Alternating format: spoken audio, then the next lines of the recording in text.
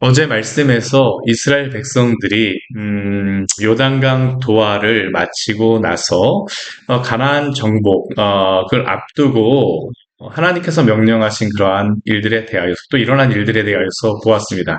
세 가지 중요한 사건이 있었죠. 첫 번째는 이스라엘 백성들이 할 일을 행한 것이고, 또 두 번째는 유월절을 지킨 것이고, 또 세 번째는 제가 어제 그 설교에서 언급을 하지 못하였었지만 그 땅의 소산물을 먹으면서 광야에서 먹었던 그 만나가 그친 겁니다. 아, 광야에서 먹었던 만나가 그쳤다라는 것은 무엇입니까? 본격적인 이제 가나안에서의 그러한 생활이 시작됐다라는 것을 의미합니다. 본격적인 가나안에서의 생활. 그런데 아직까지 큰 일이 남아 있어요. 이스라엘 백성에게는 무엇일까요? 이 가나안 땅을 정복하는 것이죠. 가나안 땅을 정복하는 것입니다. 그런데 이스라엘 백성들이 가나안 땅을 정복할 때 잊지 말아야 될 중요한 한 가지가 있습니다. 그게 무엇입니까? 이 전쟁은 그들의 전쟁이 아니라 하나님의 전쟁이라는 겁니다. 이 전쟁은 여호와의 전쟁입니다. 그들의 전쟁이 아니에요. 그것을 분명하게 보여주는 사건이 바로 오늘 말씀입니다. 이제 오늘 말씀부터 시작해서 12장까지 이제 정복에 대한 그런 말씀들이 나오게 되는데요. 이 정복 전쟁에 대해서 가장 중요한 것은 이 전쟁이 하나님의 전쟁이라는 것을 그들이 반드시 기억하는 겁니다. 왜 이것이 하나님의 전쟁일 수밖에 없습니까? 우리 여호수아의 말씀은 그냥 여호수아와 이 출애굽 2세대, 광야 2세대들에게 하나님이 그냥 주신 명령이 아닙니다. 이것은 하나님이 이미 그들의 조상들에게 말씀하셨어요. 누구서부터 말씀하셨을까요? 아브라함에게 말씀하신 그런 언약을 따라서 이 일이 이루어지고 있는 겁니다. 아브라함에게 하나님께서 명령하셨던 중요한 세 가지의 그러한 그 언약의 약속의 세 가지가 있습니다. 키 포인트라고 할 수 있죠. 땅과 자손과 복의 통로가 바로 아브라함을 통하여서 이루어진다라는 것입니다. 자손이라고 하는 그러한 부분에 대하여서는 이미 60만 명의 그러한 큰 민족을 이루었어요. 그렇지만 아직까지 이루어지지 않은 한 가지가 분명히 있습니다. 그게 무엇입니까?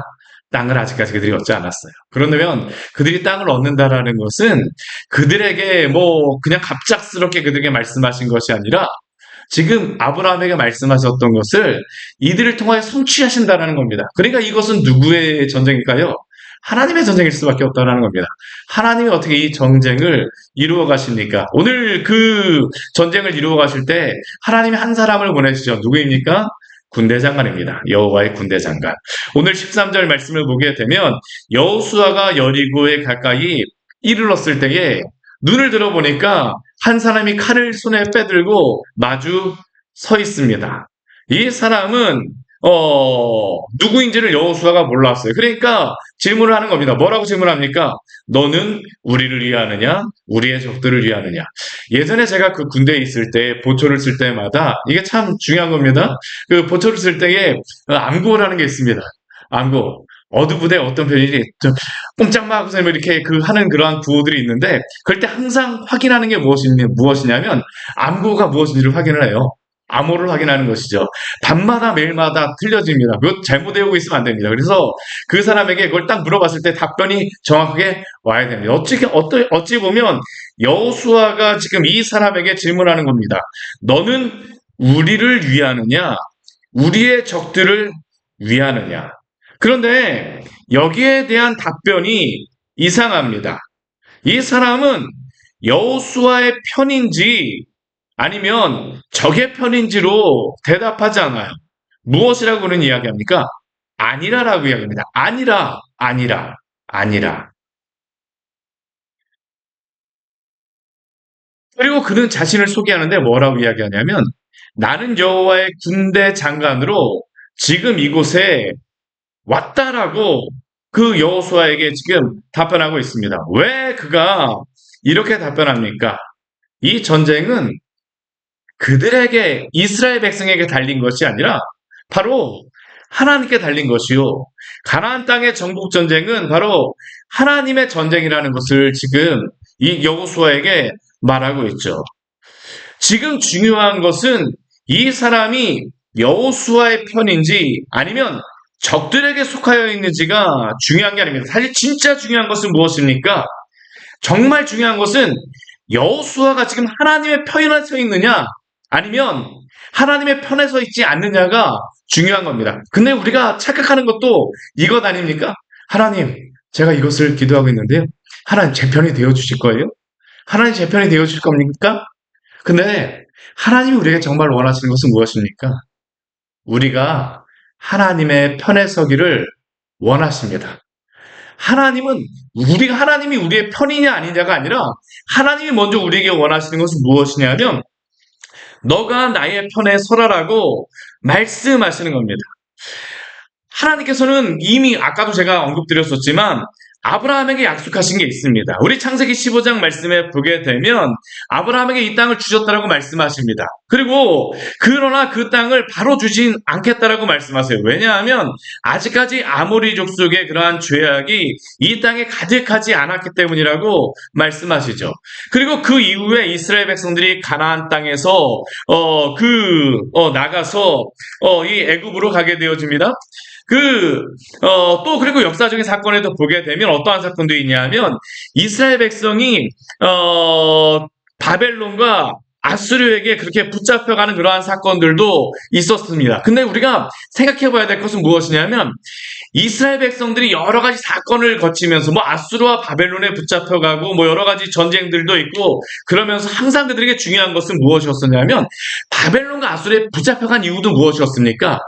결국은 그들이 하나님의 편에 서 있지 않았기 때문에 붙잡혀간 것이었습니다. 아까 아브라함에게서 제가 말씀드렸지만 이 땅에서 아무리 족속이 관영하지 않았기 때문에 그들에게 이 땅을 주지 않는다라고 말씀하였지만 그들이 그 땅에서 쫓겨나게 되어진 이유도 곰곰이 생각해보면 왜 그들이 쫓겨나게 되어집니까? 그들이 죄악을 가나안 땅에서 버렸기 때문입니다. 하나님의 편에 서지 않았기 때문이죠. 우리도 그렇습니다. 우리를 구원하셨습니다. 근데 하나님께서 때때로 하나님의 백성들을 징계하시고 때때로 여러 가지 우리를 하나님께서 참 고난 가운데 내버려 두실 우리를 징계하실 때도 있어요. 왜 그럴까요? 우리가 하나님의 편에 서 있지 않기 때문이죠. 하나님께서는 어떻게 하시든지 간에 성경 전체의 내용을 보게 되면 하나님의 백성을 하나님의 백성으로 만들어가는 그러한 일들을 끊임없이 행하십니다. 그 일들을 통해서 하나님이 하시는 것이 무엇일까요? 우리를 하나님의 편으로 만들어 가시는 것입니다. 하나님의 열심으로 하나님의 백성으로 만들어 가시는 일들. 오늘도 여호수아는 이 하나님의 군대 장관에 당신이 내 편입니까? 저 편입니까? 질문하지만 하나님은 오늘도 여호수아에게 말씀하세요. 너가 하나님이 내 편인지 아닌지를 말하기 전에 너가 누구의 편에 있느냐라고 질문하시는 것입니다. 사랑하는 성도 여러분, 항상 하나님의 편에 서서 하나님을 섬기시기를 바랍니다. 이게 바로 하나님이 이 여호수아에게 말씀하시는 그러한 것이죠. 그리고 이렇게 하나님이 여호와의 군대 장관으로 왔다라고 이야기했을 때 여호수아의 반응이 무엇입니까? 그 앞에 굴복하는 그러한 일들이 일어나게 되어지죠. 바로 땅에 엎드려서 하나님 앞에 그 여호와의 군대 장관 앞에 엎드려 절하는 모습이 나타나고 있습니다. 근데 이렇게 하면서 이 모습은 우리가 우리 15절 말씀 보게 되면 내 발에서 신을 벗으라 내가 선 곳은 거룩하니라 라고 이야기하고 있는 이 말씀은 어떠한 말씀 우리에게 생각나게 하냐면 모세에게 말씀하셨던 나타나셨던 하나님의 모습 우리에게 기억나게 합니다. 출애굽기 우리 3장 말씀에 보게 되면 떨기나무 불이 붙은 모습을 보고 구경하러 온 모세에게 하나님께서 말씀하세요. 무엇이라고 말씀하십니까? 이리로 가까이 오지 말라. 내가 선 곳은 거룩한 땅이니 내 발에서 신을 벗으라. 즉 하나님이 모세를 부르신 것처럼 여호수아를 부르시고 또한 여호수아에게 그 모세가 하나님 앞에 굴복하였던 것 같이 굴복하는 모습을 원하시는 것입니다. 왜냐하면 이 전쟁은 바로 하나님의 전쟁이기 때문이죠. 그리고 하나님의 전쟁에 선 백성들에게 요구하시는 모습이 있습니다. 그 모습이 무엇입니까? 거룩이죠, 거룩. 우리 15절 아까 제가 읽었지만 우리 다시 한번 같이 읽어보도록 하겠습니다. 여호와의 군대 대장이 여호수아에게 이르되 내 발에서 신을 벗으라. 내가 선 곳은 거룩하니라 하니 여호수아가 그대로 하니라. 신을 벗는다라는 그러한 의미는 무엇입니까? 우리의 더러운 것을 내려놓는다라는 것이죠. 우리가 가졌던 더러운 생각, 우리의 죄악된 모습들, 죄악된 그러한 습관들을 벗어버리고 하나님 앞에 서기를 요구하시는 겁니다. 우리의 신을 여전히 신고 우리는 하나님 앞에 설 수가 없습니다. 그리고 하나님이 내 편이십니까? 아니면 저 편이십니까? 질문하는 것이 아니라 하나님은 우리가 우리의 죄의 모습을 벗고 하나님의 편에 서서 하나님을 섬기기를 오늘도 원하심을 기억하십시오. 그리스도인은 어떠한 사람들입니까? 그리스도의 그 옷을 입은 사람들입니다. 그리스도의 의로운 옷을 입고 하나님의 백성으로 오늘도 살아가시는 우리 성도님들 되시기를 축원합니다. 이게 바로 전쟁의 시작입니다. 전쟁의 시작. 그들에게 뭐 다른 것 준비하라고 말씀하지 않으세요.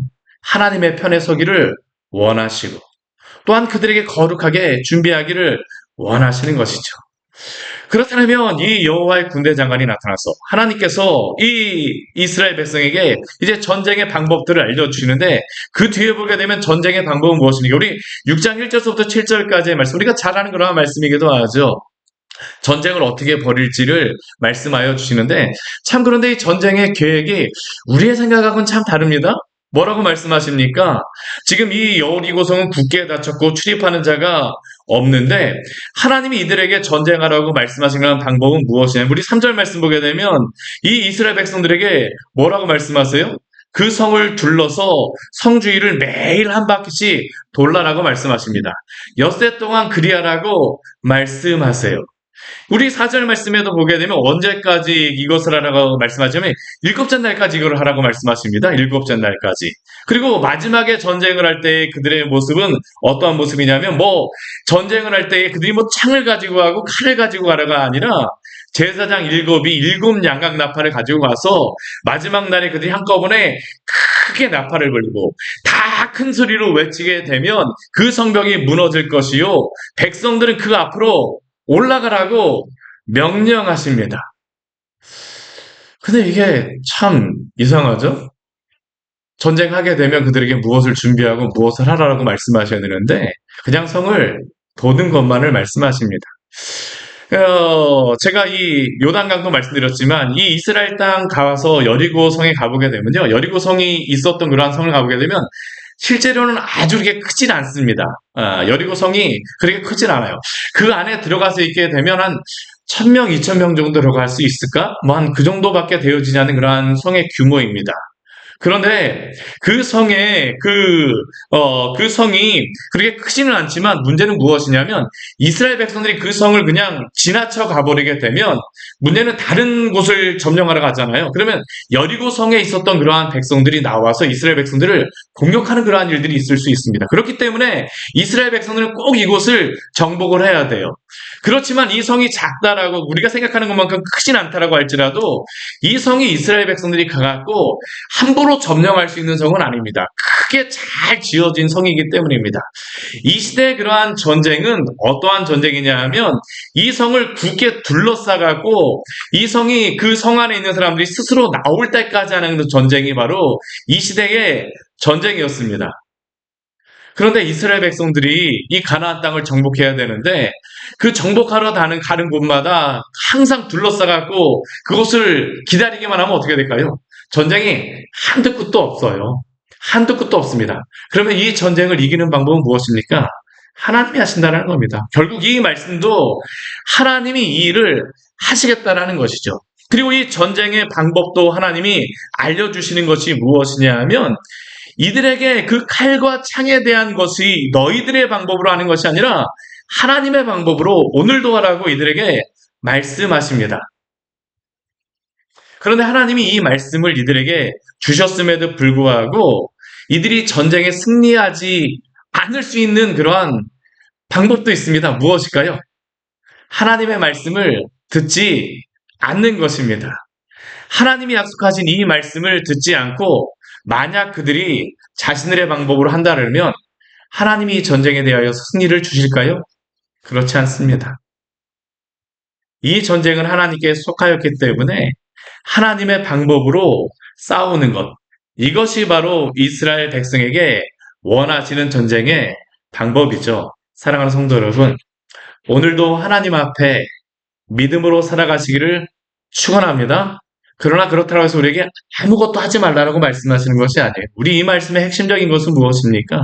이 말씀을 믿고 끝까지 하나님의 말씀대로 순종하며 나아가는 것. 이게 바로 강하고 담대한 모습입니다. 우리가 하나님의 말씀을 붙들고 살아간다고 했을 때 때때로 어떻습니까?